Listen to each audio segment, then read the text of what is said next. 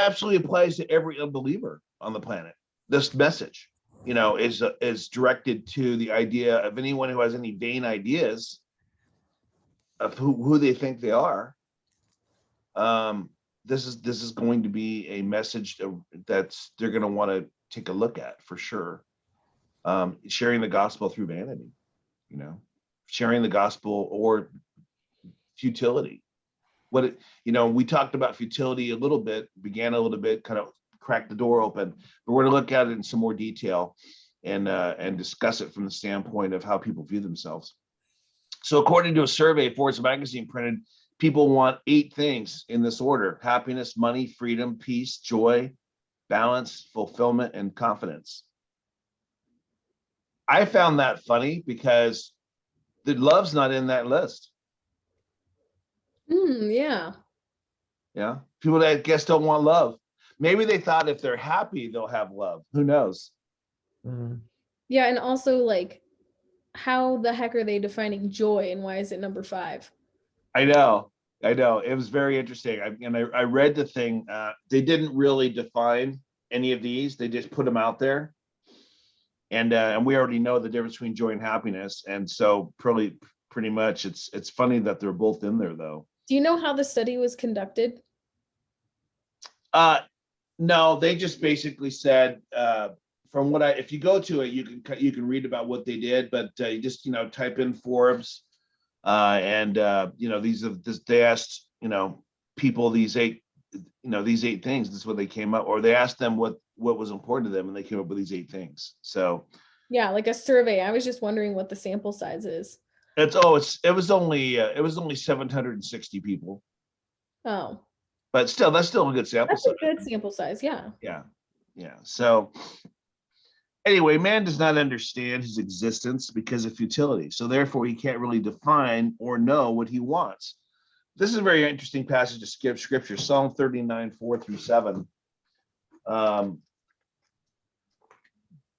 Take a look at this. Just read it. Lord, make me know my end and what is the extent of my days. Let me know how transient I am. Behold, you have made my days as handbreadths, and my lifetime as nothing in your sight. Surely every man at his best is a mere breath. Salah. Surely every man walks about as a phantom, as a phantom. Surely they will make an uproar for nothing. He amasses riches and does not know who will gather them. And now, Lord, for what do I wait? My hope is in you. Every man walks around as a phantom. So basically, it just says here that this word phantom is also used many times of an idol, which is a phony thing to believe in. A phony image is an idol. So if you look at a phantom from the standpoint of the Hebrew, it would be a phony image. Every man walks around as a phony image, a phantom. And I just found that very interesting. This is, and basically it says here that, he makes an uproar for nothing. He amasses riches and does not know who will gather them. In other words, people just aren't, plugged into what it is that they're trying to do. They think they know, but they don't really know. And the next thing is that in relation to existence, God subjected the creation to futility, emptiness, and no meaning. So, why did he do that? The whole concept, if there is a God, why is there evil in the world? Mm-hmm. As if God missed that point. Go to Acts chapter 17. Did I miss? I think I missed one of those verses related to that. Maybe is it Ephesians 4:17? Go to Ephesians 4:17.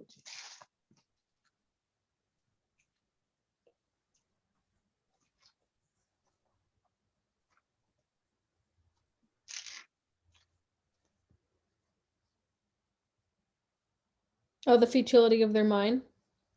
No, I missed that verse. Maybe I didn't plug it in. Let me just go here real quick, see if I can find it. It says, let's see, I might have missed that verse. God subjected.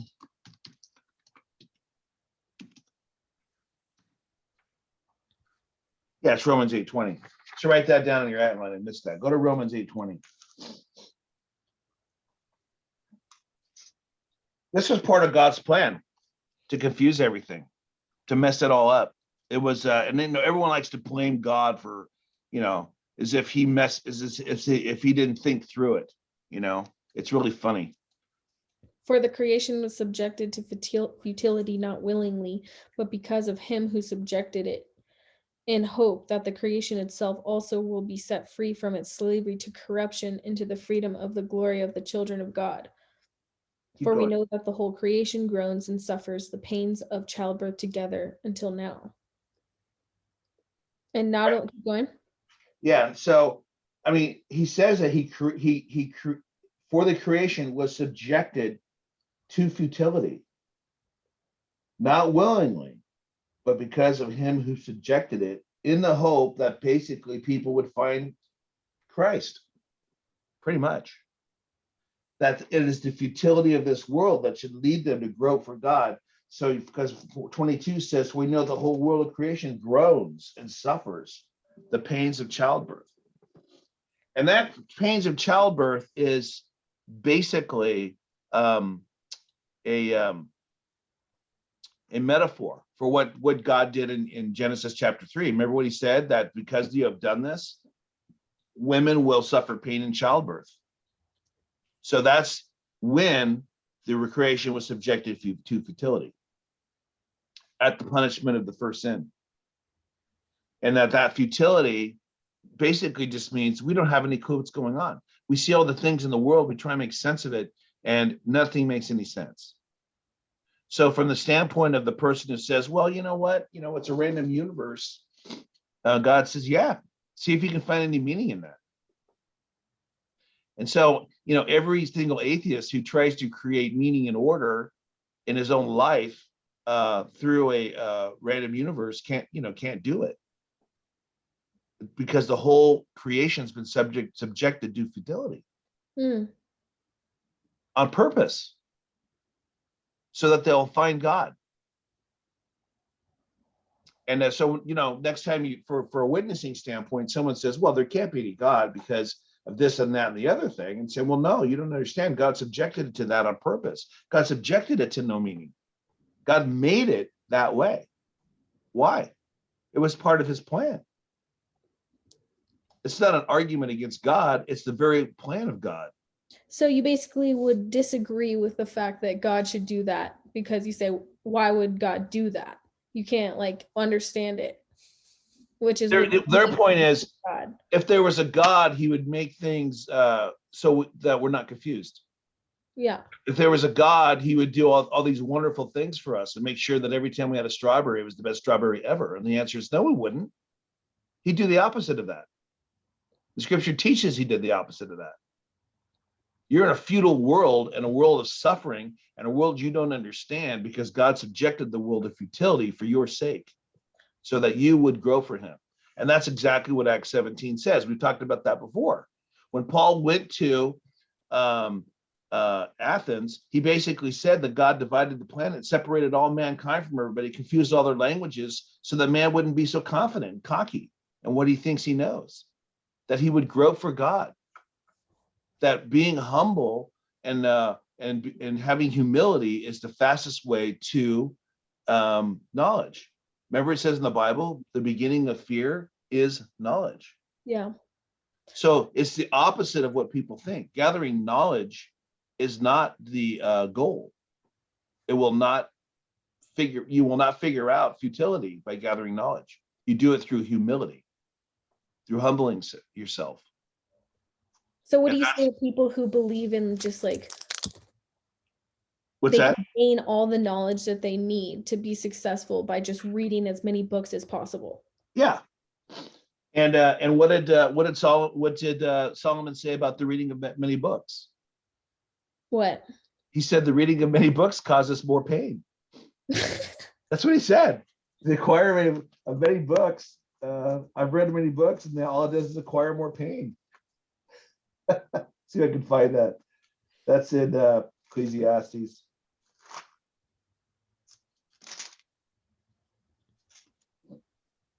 That makes sense. Yeah, he says all the things under the sun. Because it's just like it's all conflicting. Wasn't that? It's not even that conflicting. It's the fact that the more you know, and the more that you see how humans have used that against each other, it's like brings more pain, because then you start understanding how it's being used, the knowledge. Yeah. The more and more you understand it. Let me just find that real quick. I'm gonna Google it. Yeah, the reading of many books. I wonder if it says that in that book, The Wisest or the Richest Man Who Ever Lived.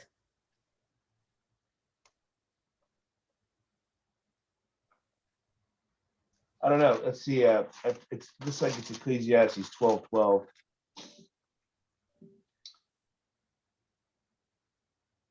It's 12:13. Yeah. Beyond this, my son, be warned. The writing of many books is endless, and excessive devotion to books is wearying to the body. The conclusion, when all has been heard, is fear of God, keep his commandments. So it's basically saying that, the writing of books and the devotion to books is wearying to the body. And the parallel passes to that, 12a. Maybe it's is it Ecclesiastes 1:18? I think it says at the beginning also. Ecclesiastes 1.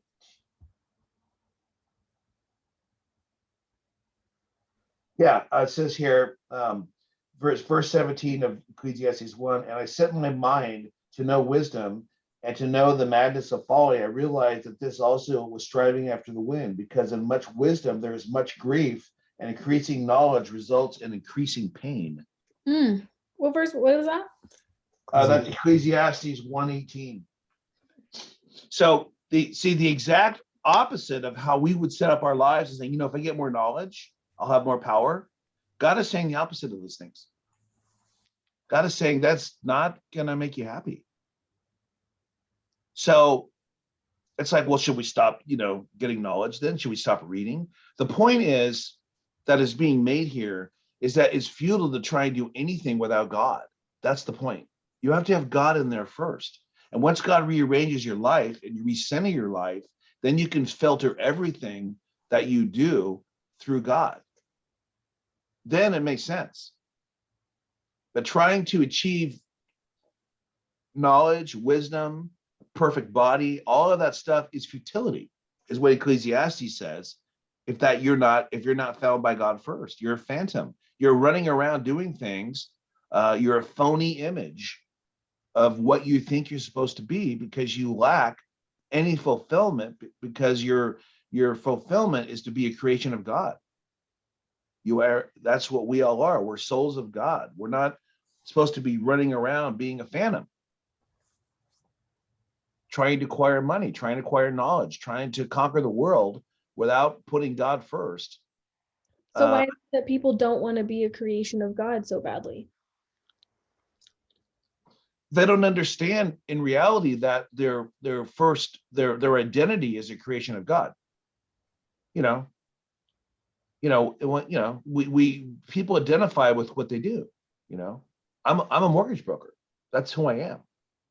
So I'm a father. That's who I am. I'm a father. So the identification is with the function of the role of their life is their identification. But your identification is not what you do. Your identification is not the fact that you've had children.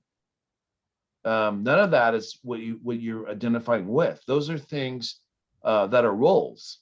That's not your essence of who you are. So this would be really interesting to incorporate. Well, it incorporates perfectly with parenting.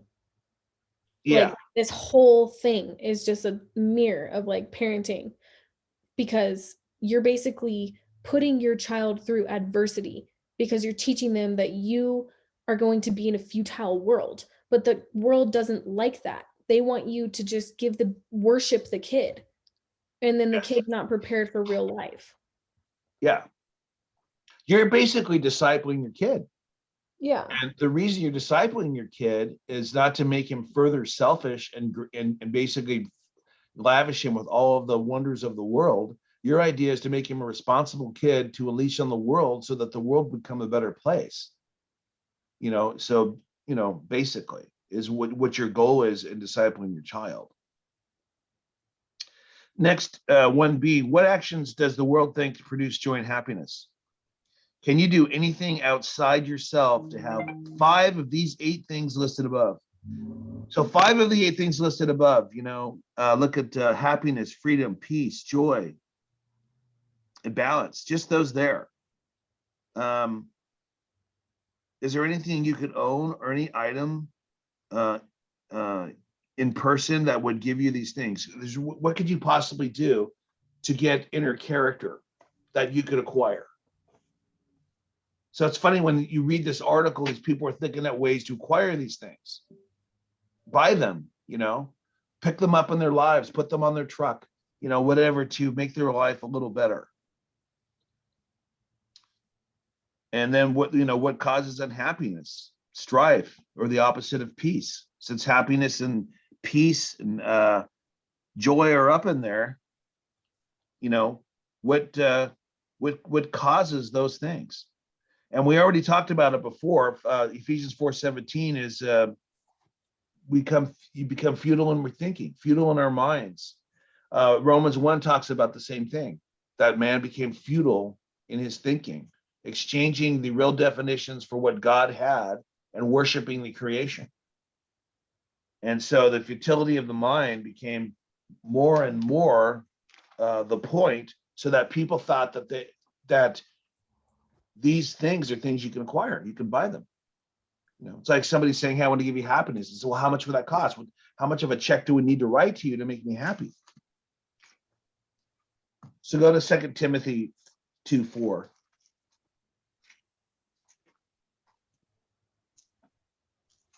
That's why divorce is bad too, because that's why no one can actually agree on a money amount, because you're actually just stuck in futility of it. Right? Oh, yeah. I mean, I've seen people in divorces who it's almost like they want to stay in it. They think they deserve something, and they never settle their divorce. They literally fight and will spend more money on attorneys than they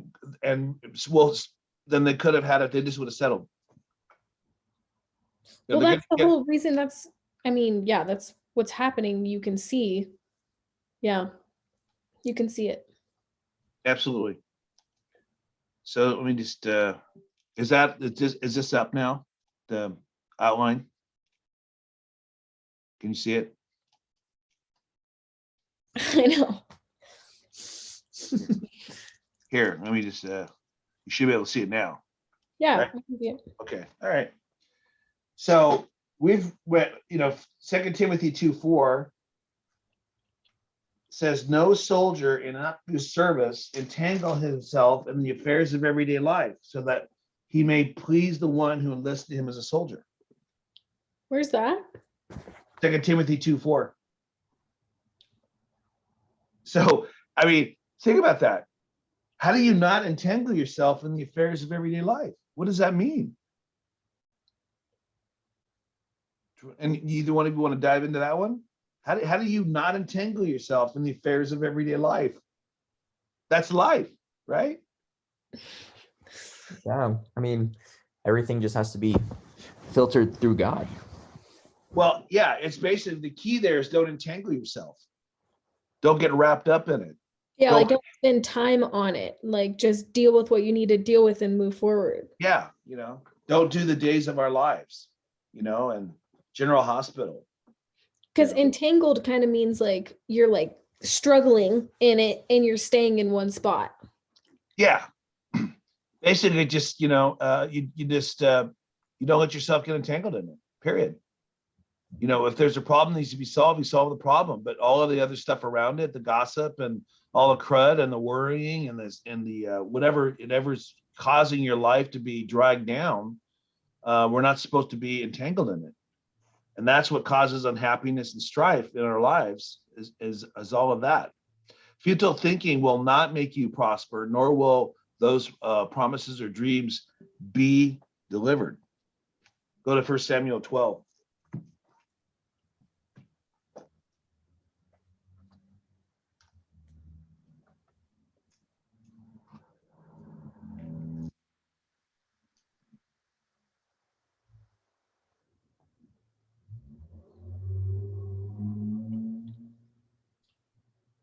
First Samuel 12:21 says, starting in verse 20, Samuel said to the people, do not fear, you have committed all this evil, yet do not turn aside from following the Lord, but serve the Lord with all your heart. You must not turn aside, for then you will go after futile things which cannot profit or deliver, because they are futile.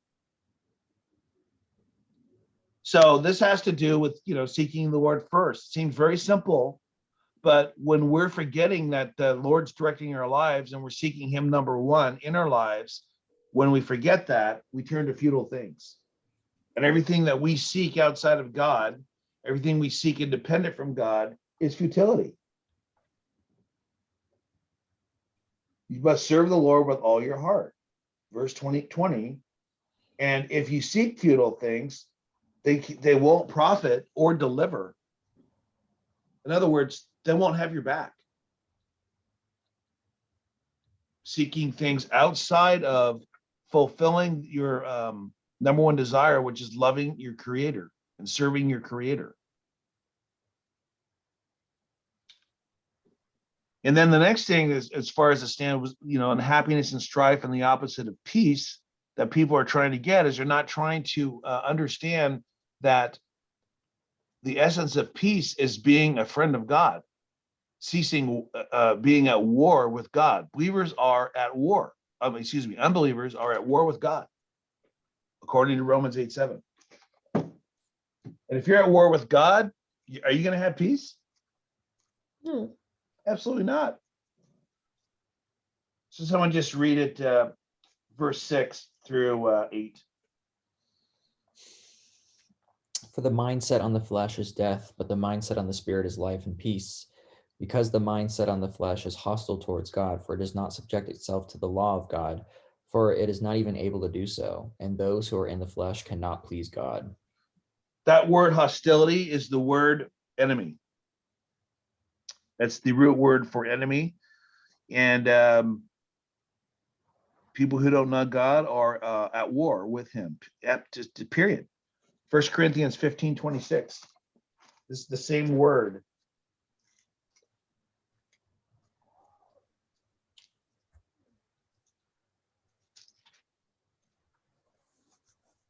For he must reign until he has put all enemies under his feet. The last enemy that will be abolished is death. That word enemy is the same word here. How can you possibly have happiness and joy and peace if you're an enemy of God and at war with him? Not possible. The word, that word there is the word ecthros. Just to bring it home even further, 1 Corinthians 13:39. And wait, is that?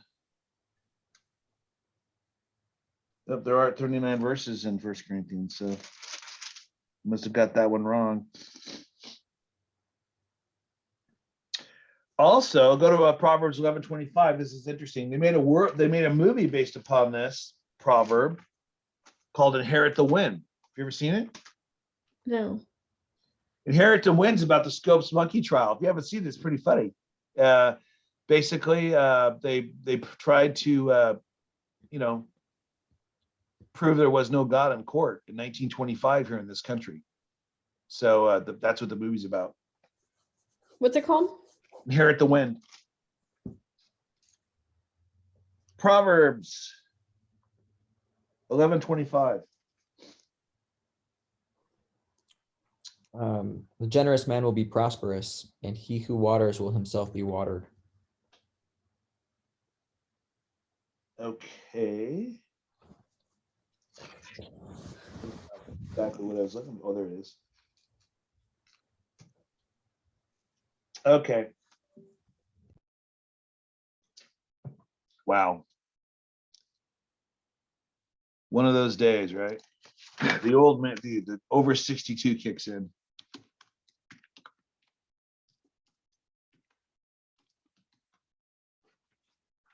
Proverbs 11:29. He who troubles his own house will inherit the wind, and the foolish will be a servant to the wise-hearted. This says that if you bring trouble into your home, your inheritance will be the wind. And whoever troubles his own home, in another passage it says, will inherit a whirlwind. So the bottom line is that the wealth of a Jew in the Old Testament was based upon inheritance, man. You were living for your inheritance. And if you troubled your own household, you inherited the wind. It's that simple. So bringing strife into your family and causing pain in your family actually affects your wealth making abilities. Even, because basically it's the whole opposite of honoring your father and your mother. And in another passage, in a couple of places in the Bible, it says, honor your father and mother so that it may be well with you. So basically that God does that prospering by honoring the father and mother. And of course, that in and of itself is still futility without God in there.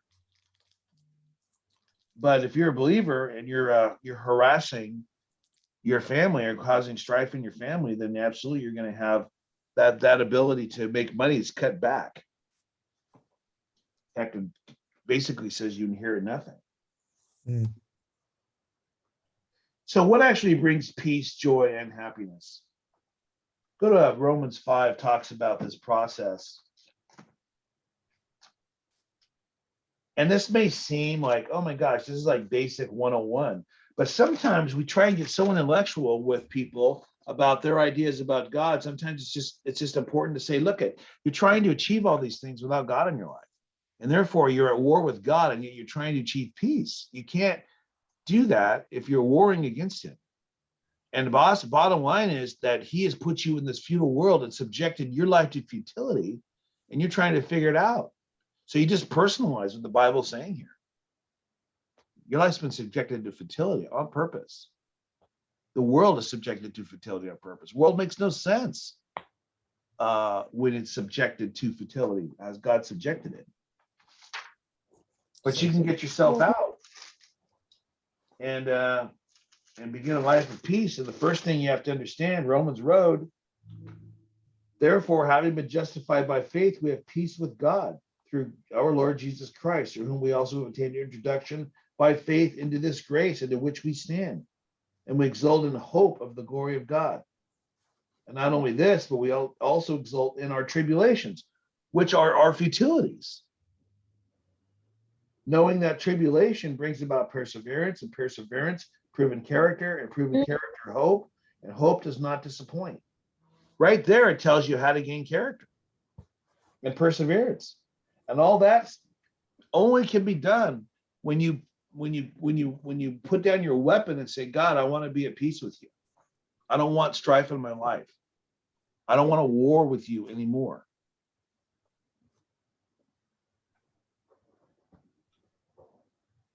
Or others.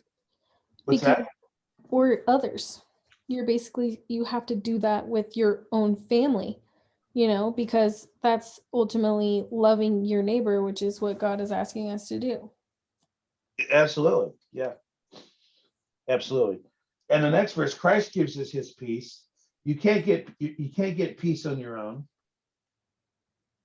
That's John 14, verses 25 through 7.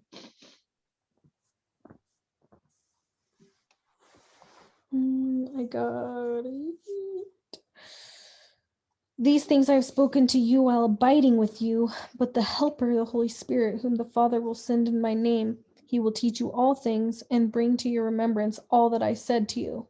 Peace I leave with you, my peace I give to you, not as the world gives do I give to you. Do not let your heart be troubled, nor let it be fearful. Yeah.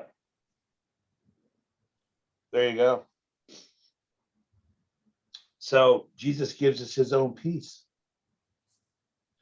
And then, of course, what else brings peace and joy and happiness in your life, how God designed it, is spelled out in Isaiah chapter 58.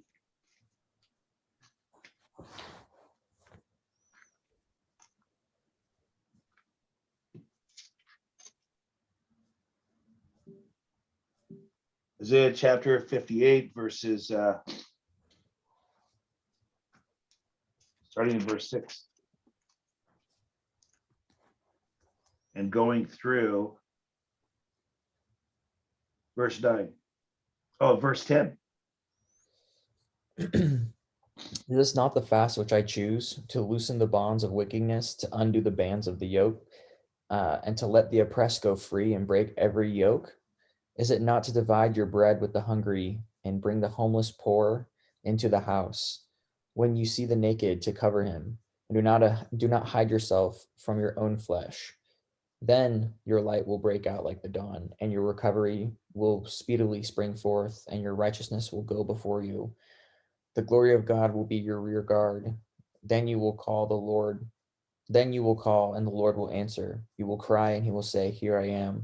If you remove the yoke from your midst, the pointing of the finger and the speaking wickedness, and if you give yourself to the hungry and satisfy the desire of the afflicted, then your light will rise in darkness, and your gloom will become like the midday. Wow. And the Lord will continually guide you and satisfy your desires in scorched places and give strength to your bones. You will be like a watered garden and like a spring of water whose waters do not fail. Those whom among you will rebuild the ancient ruins and will raise up the age-old foundations, and you will be called the repairer of the breach, the restorer of the streets in which to dwell. It says right there that he takes your gloomy night and turns it into midday, and that the Lord continually will guide you and satisfy your desire in the scorched places when you give yourself to the needy and meet their needs. So that's interesting about the desire then, because how do we tie in like the desires of our heart? Because it's like, it doesn't matter what you do, but it does matter that you're there for the needy. But when you, whatever you do it because you are a creation of God. Like, and your identity is not in it, but it because it's fun. Like, you know what I mean? We're going to get to that. The last thing is going to tie this all together. So stick with me. Okay. And it'll tie it all together. Go to Colossians 3:1-4. And it has nothing to do with seeking the things on the earth. This is, guys, this is a transition in your mind. It's a mind transitional thing that you do. It's just turning on the switch. And it's not hard to do, actually, spiritually. It's impossible to do if you're not a Christian. So this talks about putting on the new self, right? So when you put on the new self, what are you putting on? Is that something you do? You're doing that metaphorically. You're actually making the switch in your mind when you put on the new self, because you can't put on a jumpsuit with a face that's happy and zip it up in the morning. That you can't put on a phony new self. You have to put on a real new self. So Colossians 3:1 says, therefore, you've been raised up with Christ. Keep seeking things above where Christ is, seated at the right hand of God. Set your mind on the things above, not on the things that are on the earth. For you have died, and your life is hidden with Christ in God. When Christ, who has our life, is revealed, then you also be revealed with him in glory. Therefore, consider the members of your earthly body as dead to immorality, impurity, passion, evil desire, greed, which amounts to idolatry. For it is because of these things that the wrath of God will come upon the sons of disobedience. And in them you also once walked when you were living in them. But now you also put them aside, anger, wrath, malice, slander, abusive speech from your mouth. Do not lie to one another, since you laid aside the old self with its evil practices and have put on the new self, who is being renewed to a true knowledge according to the image of the one who created him. A renewal in which there is no distinction between Greek and Jew, circumcised or uncircumcised, slave and free. So as those who have been chosen of God, holy beloved, put on a heart of compassion, kindness, humility, gentleness, and patience, bearing with one another and forgiving each other. Whoever has a complaint against anyone, just as the Lord also forgave you, so also should you. So it just continues, goes on and talks about what putting on the new self is. So what is service in relation to your job and earning money? I told you this before, and it's something just to be reminded of. When I went to that seminar, the guy basically took out a $20 bill and he raised it. He said, how many are here because they want to earn more of this? And everyone in the room raised their hand. He says, you want more of this? He said, yes. He said, this is a piece of paper with a printed president's name on it and a bunch of mumbo jumbo. And this is what you're working for. Literally, this symbol is what you raising your hand and working towards. Literally, this green dollar bill, you know. He said, if you want more of this, you got to forget about this. Period. He says, what is it that you are selling? Is it, what is it that you're really selling? And the answer is, what you're really selling is your excellence. People will chase you for money, chase you and pay you money if you have excellence in whatever you do. So you're not selling anything but excellence. And when you sit down and figure that out and say to yourself, how can I be more excellent? In other words, with the people that I'm dealing with, how do I make them have the best experience that they can have? And selling that experience is what you need to be doing. Your excellence, your experience, all those things are really important in reference to how you pursue your trade. And when you're sitting there before God and in the morning, just saying to yourself, God, help me be as excellent as I can today in every person that I approach in my life. How can I be excellent? How can my excellence make them happy? And when you approach it from the standpoint that everything you do is meeting the needs of people, as Isaiah chapter 58 says, that also incorporates your money potential, how you earn money, how you serve the Lord, how you serve others, how you do your product. Everything is encompassed under excellence. Everything. And when you're doing excellence, there's no way you can earn money that's wrong or evil. You don't have to have discussions with your people about, wow, are we doing something wrong here? Are we pressing up against the edge of the law? Because when you're trying to do the right thing for people all the time and producing excellence, those are discussions you're never going to have with your partners. And I saw Margin Call last night. There's a scene where they have to sell all this crappy stocks to these people. It'd be like me selling what they were trying to present was they knew that their mortgage-backed securities were crap and they were going to be bad. So they had to sell off the whole portfolio that day. And they were asking the traders whether they're up for it. They go, what selling stuff that we know, we have knowledge is going to be bad, it's going to be worthless in 6 months? Yeah, we have a problem with that. So the head guy comes up to one of the main guys and grabs him. And he says, hey, is your buddy going to do this or not? He goes, because we just have to make sure that he's going to step up and do the right thing. And he said, why would you guess that he's not going to do the right thing? He goes, because if he doesn't, we're going to need you to step up and do the right thing. He goes, well, look, if he doesn't do the right thing, I'm not going to do the right thing because we've both been clear on what the right thing is, no matter how south things go. And he drove off. So the point is that, right never changes. And what you're going to do in your life never changes because your morality is clear on what needs to be done. Always. It doesn't switch. It doesn't, twist in the wind. So that was like, a killer part of the movie, which I thought was pretty amazing. Yeah. In fact, if I could find that scene, I'd pull it up because it was just so cool to watch it. That would he, makes it clear that your morality doesn't change, how you're going to present yourself to the world. You basically just do it in excellence all the time. So that last thing is, what is service in relation to your job and earning money? And the answer is excellence, doing excellence all the time. And that people will chase you and pay you to do